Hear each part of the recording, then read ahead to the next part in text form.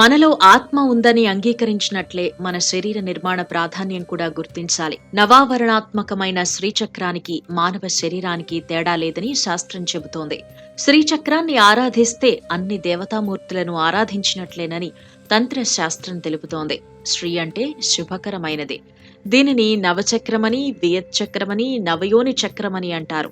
చక్రం ఎప్పుడూ పరిభ్రమిస్తుంది. దీనికి ఆది అంతాలు ఉండవు.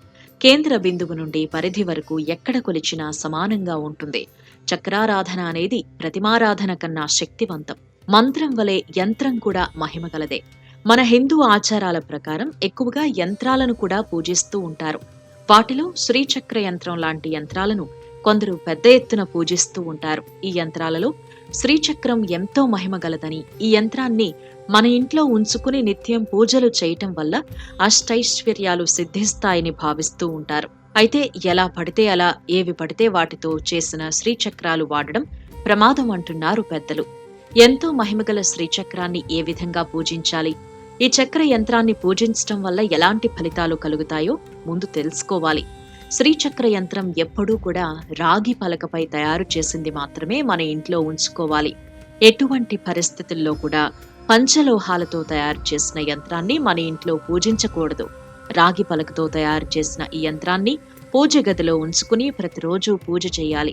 ప్రతి శుక్రవారం ఈ శ్రీచక్ర యంత్రాన్ని పాలతో అభిషేకం చేసి ఆ తర్వాత నీటితో శుద్ధి చేయాలి. ఆ తర్వాత అమ్మవారి స్తోత్రాలు చదువుతూ గంధం, కుంకుమ, అక్షింతలు వేస్తూ పూజించాలి. శ్రీచక్ర యంత్రాన్ని పరమ పవిత్రంగా భావించి పూజ చేయటం వల్ల ఎలాంటి ఆపదలో ఉన్నా ఆ సమస్య నుంచి విముక్తి కలిగిస్తుంది. శ్రీచక్రం ఆధ్యాత్మికంగా, శారీరక ఎదుగుదలకు ఎంతగానో ఉపయోగపడుతుంది. శక్తిగల యంత్రాలలో శ్రీచక్ర యంత్రం ఎంతో పవిత్రమైంది. ఈ శ్రీచక్రం ఇంట్లో ఉండడం వల్ల మన ఇంటిలోకి ఎలాంటి దుష్ట శక్తులు ప్రవేశించవు. ఈ శ్రీచక్ర యంత్రాన్ని కేవలం ఇంట్లో మాత్రమే కాకుండా వ్యాపార రంగాలలో, మనం పనిచేసే ఆఫీసులో కూడా ఉంచుకోవచ్చు. అయితే ఈ శ్రీచక్ర యంత్రాన్ని ఉంచే ప్రదేశం ఎల్లప్పుడూ శుభ్రంగా ఉండాలి. ఈ విధంగా శ్రీచక్ర యంత్రాన్ని పూజించడం వల్ల ఆర్థిక ఇబ్బందులు తొలగిపోయి అష్టైశ్వర్యాలు కలుగుతాయి. అదేవిధంగా మానసిక ప్రశాంతత కూడా చేకూరుతుందని ఆధ్యాత్మిక పండితులు చెబుతున్నారు. శ్రీచక్రాన్ని మన శరీరంతో పోల్చి పరిశీలిస్తే ఆ జగన్మాత శ్రీ లలితాదేవి దర్శనం ఎంతో అదృష్టంగా అనిపిస్తుంది. మనలోని కర్మ, జ్ఞానేంద్రియాల వెంటపడి పరిగెత్తే మనస్సు, బుద్ధి, అహంకార, మమకారాలు, నవరసాలు, సకల అవస్థలు, వీటిని నడిపే గుణాలు, వీటన్నింటినీ ఆ శ్రీదేవి విభూతులుగా గ్రహించి వీటన్నింటినీ దాటి బిందు స్థానమునకు చేరుకోగానే అక్కడే అద్వితీయమైన సచిదానంద రూపమైన సస్వరూపానుభవం కలుగుతుంది. అదే శ్రీమాత దర్శనం.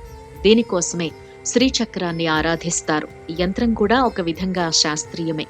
సైన్స్లో కొన్ని నియమాలు ఎలా పాటిస్తామో ఈ తరహా యంత్రాల వినియోగంలోనూ అంతే జాగ్రత్త పాటించాలి. ఇది నమ్మకం కాదు, ప్రకృతి శాస్త్రం అంటారు పండితులు. ప్రకృతికి వ్యతిరేకంగా చేసే ఏ పూజ ఫలించదు.